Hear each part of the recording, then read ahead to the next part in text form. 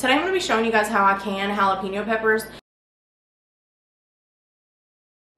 So we recently got like 2 pounds of jalapeno peppers that need to be put up, but we just wanted them canned completely plain like you can buy from the store, but I could not find a recipe anywhere. So I checked all of the canning books that I have, and then I checked websites and just couldn't find anything. So I ended up actually finding in one of my vintage canning books, I found a recipe for red peppers that was plain. So I'm going to be going from that a little bit. I'm going to be tweaking it a little bit, and then also I'm just going to be using what I already know about canning vegetables and kind of putting them together, because every single recipe that I found was for pickled jalapenos or either like the jalapeno pepper jelly, and we don't eat either of those. We just wanted plain jalapeno peppers, like canned, no pickling at all. So here are the canning books that I looked in, and I could not find any recipe for it. It was just the pickled jalapenos, like I said, and then the jalapeno jelly.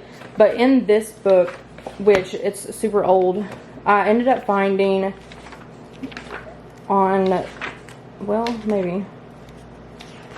But here's the recipe for the bell peppers that I found. I'm going to be tweaking it just a little bit because I don't want to have to put my peppers in the oven. I have found that you want to cook the food as little as possible, because a lot of the times if you do, I know that you're supposed to, that's what the USDA recommends, but I'm not a far-fetched rebel canner. Some people go way out there, but I do break a few of the rules, and that's just because I feel comfortable doing it. So only can what you feel comfortable with. If you're not comfortable with it, then just simply don't do it. And you can always just follow the book.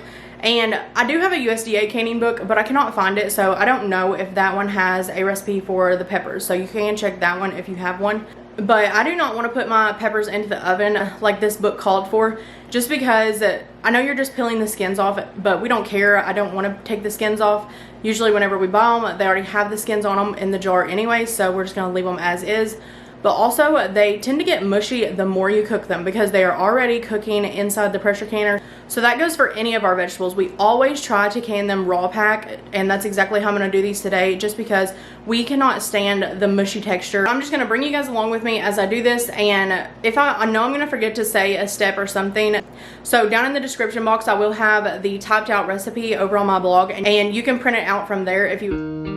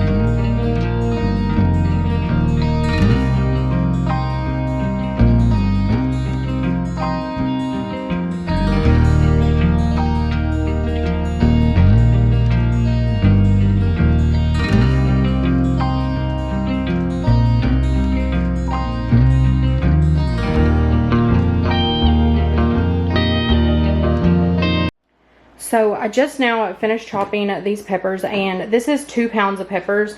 And then this right here is what I cored out. So you can see the stems and all of the seeds. So I'm going to be canning these in half pints, just because we don't use very many jalapeno peppers at a time. So I want them to stay fresh. So that's why I'm going to can them in half pints. And also there's not very much, so I think it may do like 4 half pints.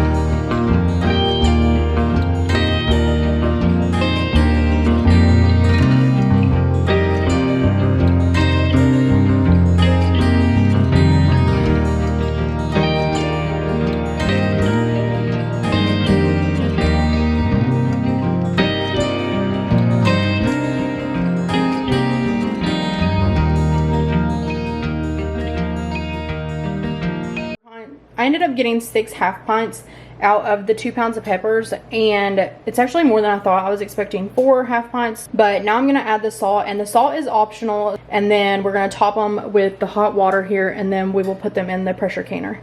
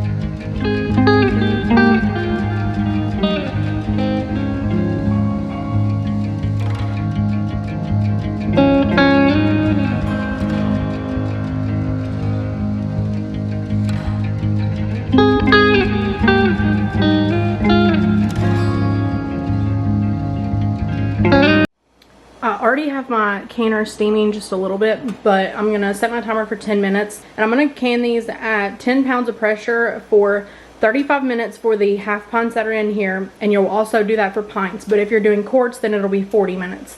So you'll have to adjust depending on what size jars you're using.